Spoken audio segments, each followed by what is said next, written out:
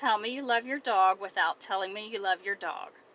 I make special trips to Trader Joe's just to get my dog's treats.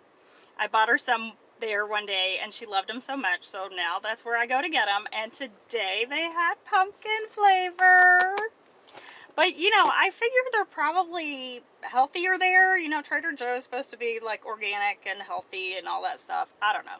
But they're not expensive. They're like $3.99 or something. So it's a good deal. What do you do for your puppy?